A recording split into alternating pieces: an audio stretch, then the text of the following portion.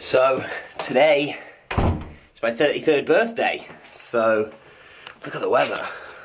Ugh, it's miserable out here, but what I'm going to do in today's drive, I'm going to talk about how it is that I have grown my business to generate over $9 million in online sales by the time I'm 33. So let's do this.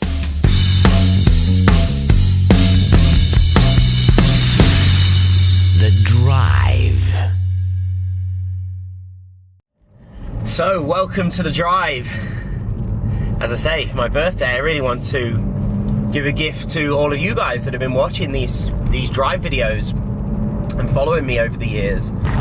So I want to share like a few things. I don't really have anything specifically planned, but hopefully this will be some great tips and some great bits of advice for anybody starting and growing a business. Because I've done this, I started back in 2004, and for the first 4 years I struggled ridiculously. It ended up being like some of the darkest and scariest times of my life, because by 2008 I was in over $60,000 of debt. And I suppose this is where my first bit of advice will come from, is when you've figured out, or when you think you've got an idea of what it is you want to do, as in what direction do you want to take your business? Do you want to be an affiliate marketer, or do you have expertise and knowledge that you feel can help others and give value to others, in which case you want to learn how to create your own product or course, then how to sell that? Whichever direction it is you want to go, my first bit of advice would be, don't try and figure it all out on your own. There's quite a steep learning curve, in terms of learning what to do and how to do it to start and grow a business properly. There's a lot to learn.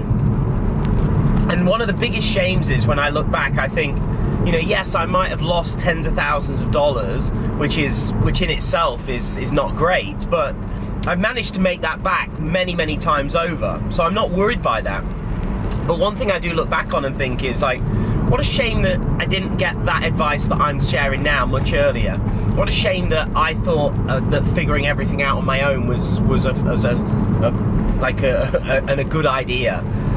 Because I can't get the 4 years back that I lost. And that's just the truth, right? They've come, they've gone.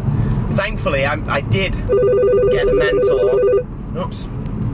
Thankfully, I did get a mentor in 2008, and that was the turning point. So that would be my first thing, is if you're in the early stages, don't try and figure things out on your own. And if you've been trying for some time and you're still stuck, then it's time to get some real help. Get a mentor, get a coach, somebody that's done or doing what you want to do successfully, that can help guide you. So that would be my first thing. Now, my second thing would be, if I look at things, I wish I'd have started building an email list sooner. Like, I didn't build an email list until like 5 years in. And so that would be another thing as well. If you're not actively building your list every single day and following up with that list every single day, so it's kind of like two tips there in one, then you need to start that today, right? In fact, really, as an online marketer, one of the things that you should sit down and decide every day, or sit down and do every day, is figure out, how am I going to get more leads into my business and onto my email list today? Right? That should be your thing. Like, how do I add more leads to my list? And, depending on where your business is at right now, will depend on, perhaps you should have a target of how many leads you'll add each day or each week to your list. Possibly, each week initially, like, set a goal, like, how many leads will I add to my list this week? And then you just focus on that. How do I get enough of the right leads, targeted prospects, onto my email list? And then make sure you're following up with them every day. That's another mistake I made, is I was building my list, but I wasn't following up with them enough. And one thing I can tell you after all these years is, the fortune really is in the follow-up. Like, you don't make money or profits generally just by building your list. It's in the follow-up with that list. It's getting those people to know you, it's getting those people to like you, and it's getting those people to trust you and buy through you. You can't no point going to the bank and saying, can I withdraw money? because I've got a huge email list. No, you withdraw money from the bank because of your ability to convert into sales. And that, I guess, would be another tip, another piece of advice I could give here is don't underestimate what it takes to convert a prospect into a customer. And that's whether you're an affiliate marketer or you're a product owner with your own products and courses or services. Do not underestimate what it takes to get somebody to pull out their credit card and make a purchase.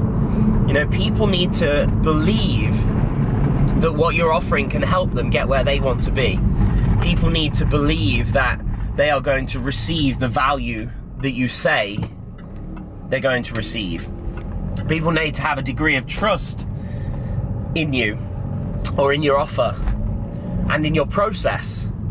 If people don't feel comfortable, if people don't feel secure, if people don't feel the value is there, if people don't feel trust, then they're not going to buy. And so I think that's one of the things over the years. I remember always being surprised, why am I not making enough money? Why are people not buying? I've got, I used to think I've got such an amazing product, I've got such an amazing offer. But all the other things weren't necessarily there, to have that trust. And so you've got to understand that it takes a lot to convert a prospect or a lead into a paying customer. So don't underestimate that. And I think above all, and this is for a lot of you watching this, is figure out who you actually want to sell to.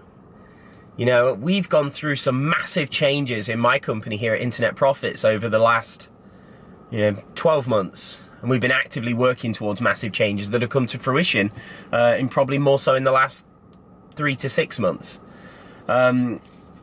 Figure out who you want to sell to. I guess, that's both for affiliates and definitely for people that, if you own your own products.